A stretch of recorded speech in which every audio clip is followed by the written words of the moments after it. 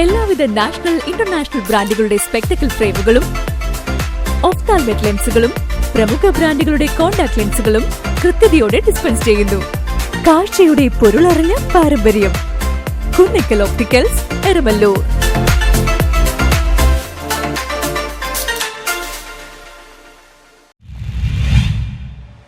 വ്യാപാരിയുടെ ആത്മഹത്യ. പെരുമ്പാവൂർ GST ഓഫീസിലേക്ക് March നടത്തി. വ്യാപാരി സമൂഹത്തിന് നേരെയുള്ള GST ഉദ്യോഗസ്ഥരുടെ ദ്രോഹ നടപടികൾ പ്രതിഷേധിച്ച് വ്യാപാരി വ്യവസായി ഐക്യവേദിയുടെ നേതൃത്വത്തിൽ പെരുമ്പാവൂർ GST ഓഫീസിലേക്ക് പ്രതിഷേധ മാർച്ചും ധർണയും നടത്തി. GST ഉദ്യോഗസ്ഥരുടെ അനാവശ്യ കടപരിശോധനയുടെ മറവിൽ വ്യാപാരികളെയും തൊഴിലാളികളെയും ഭീഷണിപ്പെടുത്തി മുന്നോട്ട് പോകാനാണ് ഉദ്ദേശമെങ്കിൽ കേരളത്തിലെ GST ഉദ്യോഗസ്ഥരും ഇത്തരത്തിലുള്ള കടപരിശോധനകൾ നടത്തി മുന്നോട്ട് പോകാൻ കേരള വ്യാപാരി വ്യവസായ ഏകോപന സമിതി അനുവദിക്കില്ലെന്നും പ്രതിഷേധ സമരം ഉദ്ഘാടനം ചെയ്തു സംസ്ഥാന വൈസ് പ്രസിഡന്റ് PC ജേക്കബ് പറഞ്ഞു.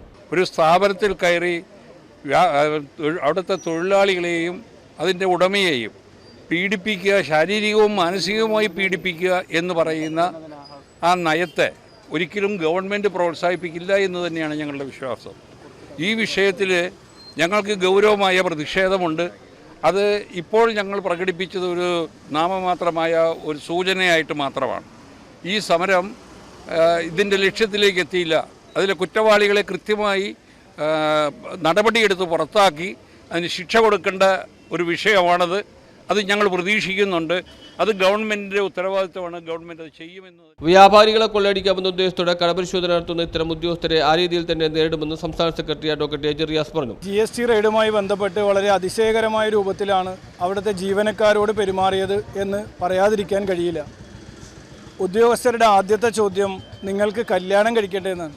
GST വകുപ്പ് ഇപ്പോൾ കല്യാണം കഴിക്കൽ കൂടി ഏറ്റെടുത്തോ എന്ന് ഞങ്ങൾക്കറിയില്ല. കാരണം നാളെ ഈ ജീവനക്കാരുടെ പടം പത്രത്തിൽ കൊടുക്കും, അത് വന്നാൽ നിങ്ങൾക്ക് വിവാഹം മുടങ്ങും എന്നാണ് ആദ്യത്തെ ഭീഷണി. അതുപോലെ തന്നെ GST നിയമത്തിനകത്ത് ഒരാളെ അറസ്റ്റ് ചെയ്യണമെങ്കിൽ എന്തെല്ലാം മാനദണ്ഡങ്ങൾ പാലിക്കണമെന്ന് കൃത്യമായി പറഞ്ഞിട്ടുണ്ട്. ഒരാളെ ചോദ്യം ചെയ്യാൻ വിളിപ്പിക്കണമെങ്കിൽ ഏത് സെക്ഷൻ പ്രകാരം നോട്ടീസ് കൊടുക്കണമെന്നും കൃത്യമായി പറഞ്ഞിട്ടുണ്ട്.